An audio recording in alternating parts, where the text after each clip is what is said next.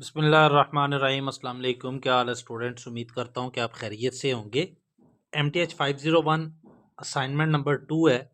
In charge हैं शहजाद ख़ान। इसका solution लेकर आपकी खिदमत में हाज़िर हुआ हूँ।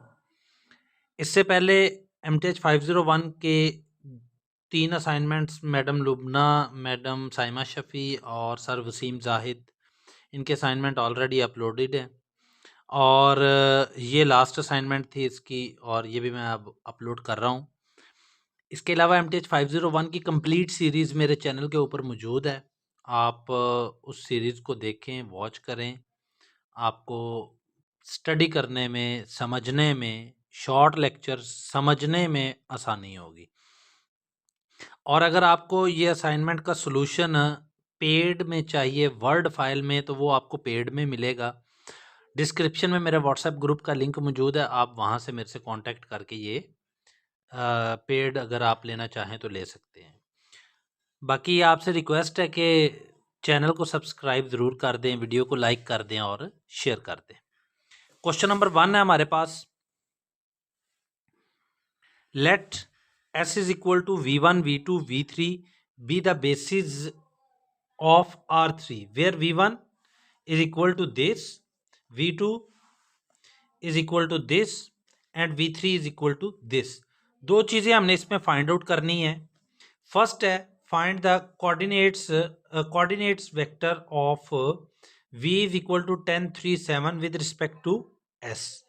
दूसरी चीज़ है find the vector V in R3 whose coordinate vectors with respect to the basis S is this. पहले में वो ये कह रहा है कि कोऑर्डिनेट वेक्टर जो है वो आपने फाइंड आउट करना है, जबकि आपको V की वैल्यू उसने दे दी हुई है और वो कह रहा है कि विद रिस्पेक्ट टू S है ये। दूसरे में आपको उसने कोऑर्डिनेट वेक्टर्स दे दिए हैं और कह रहा है कि वेक्टर फाइंड आउट करो, V वेक्टर फाइंड आउट करो। चलते हैं क्वेश्चन नंबर 1 की तरफ। सोल्यूशन है जी क्वेश्चन नंबर 1 का, पार्ट नंबर A का। As S is the basis of R3 so V belongs to R3। तो V को हम लीनियर कॉम्बिनेशन की फॉर्म में लिख सकते हैं। V is equal to C1 V1 plus C2 V2 plus C3 V3 की फॉर्म में। ठीक है। अब V1 की वैल्यू भी हमारे पास ऊपर गिवन है, ये वाली। V2 की भी गिवन है, V3 की भी गिवन है। इन वैल्यूज को हमने पुट किया, जहां पर V1 है वहां पर V1, V2 की जगह V2 और V3 की जगह V3। और साथ में हमने जो हमारे पास V की वैल्यू है वो भी हमें गिवन थी पार्ट ए में, ये वाली वैल्यू। इसको हमने इक्वल के दूसरी तरफ रख दिया। ठीक हो गया। अब हमने क्या करना है, अब हमने यहां से इक्वेशंस बनानी है। कैसे इक्वेशन बनाएंगे ये देखें। 3C1, C1 का पहला एलिमेंट, C2 का पहला एलिमेंट और C3 का पहला एलिमेंट और इधर से पहला एलिमेंट, इनको हमने लिख दिया।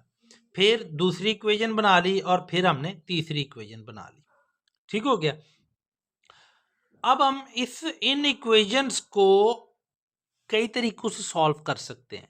मैट्रिक्स की फॉर्म में भी इसको हम सॉल्व कर सकते हैं। इसको हम वो इसका सॉल्यूशन फाइंड आउट कर सकते हैं दूसरा, उसके ज़रिए इक्वेशंस को सॉल्व करके भी हम इसको सॉल्व कर सकते हैं।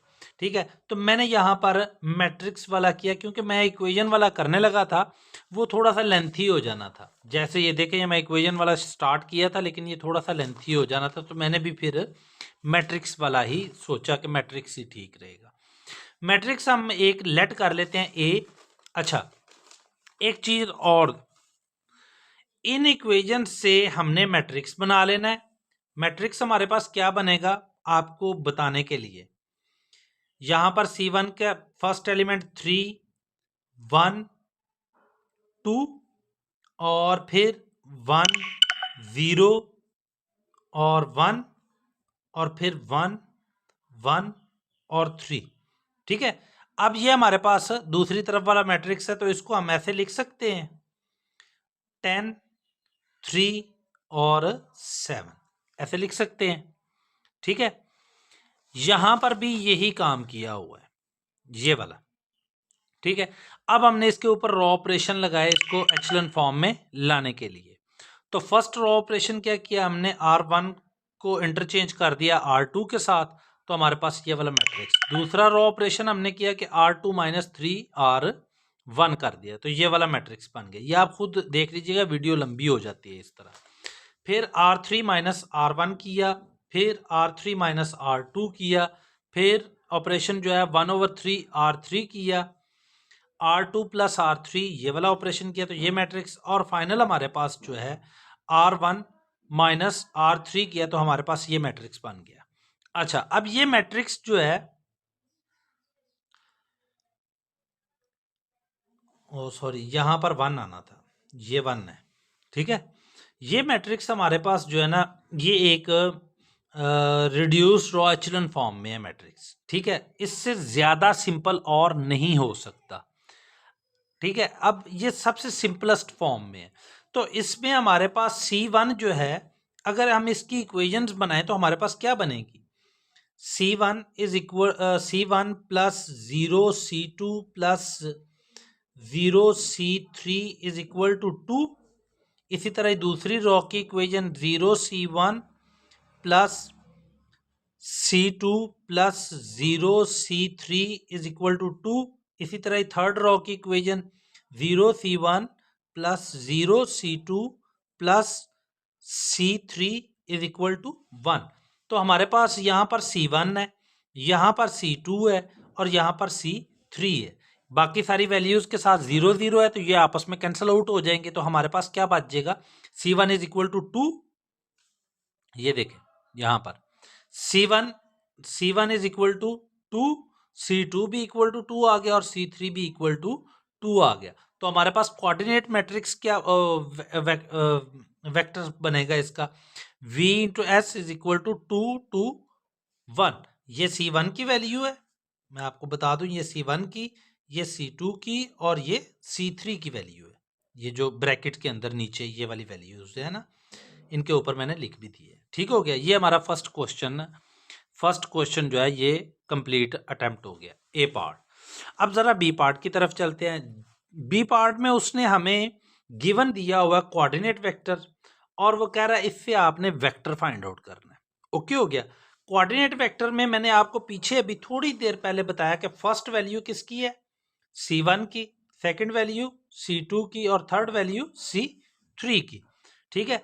अब हमने बाय डेफिनेशन पढ़ा हुआ है V is equal to C1 V1 plus C2 V2 plus C3 V3। ये हमने पढ़ा हुआ है। V1 और V2 V3 की वैल्यू हमें ऑलरेडी क्वेश्चन में गिवन है, ये वाली, ये देखिए, ये V1 की वैल्यू, V2 की और V3 की वैल्यू ये हमें ऑलरेडी गिवन है क्वेश्चन में। ठीक हो गया। अच्छा, अब हमने क्या किया? फॉर्मूले के अंदर C1 की जगह पर 1, C2 की जगह पर 2 और C3 की जगह पर 3 वैल्यू पुट कर दी और साथ में V1 V2 और V3 की वैल्यू पुट करके सिंपल सा काम क्या किया कि हमने इन सबको सिंप्लीफाई किया। मतलब कि कैसे सिंप्लीफाई किया वो मैं आपको बता देता हूँ। यहाँ से फर्स्ट एलिमेंट लिया, इधर से भी फर्स्ट एलिमेंट, मल्टीप्लाई करने के बाद इधर से भी फर्स्ट एलिमेंट लिया, उनको ऐड कर लिया, फिर सेकेंड और सेकेंड ये वाला बना दिया, फिर थर्ड और थर्ड ये वाला बना दिया और टोटल किया हमने, तो हमारे पास जो वेक्टर आया वो v इज इक्वल टू 11 4 और 12। ये था जी आपका लेक्चर असाइनमेंट। आई होप कि आपको समझ आई होगी। अगर कोई इशू हो तो डिस्क्रिप्शन में मेरा व्हाट्सएप ग्रुप का लिंक मौजूद है, आप मुझसे कांटेक्ट कर सकते हैं और समझ भी सकते हैं। और अगर आपको ये वर्ड फाइल में चाहिए तो वो आपको पेड मिलेगी। मिलते हैं बहुत जल्द नेक्स्ट वीडियो के साथ, तब तक के लिए अल्लाह हाफिज़।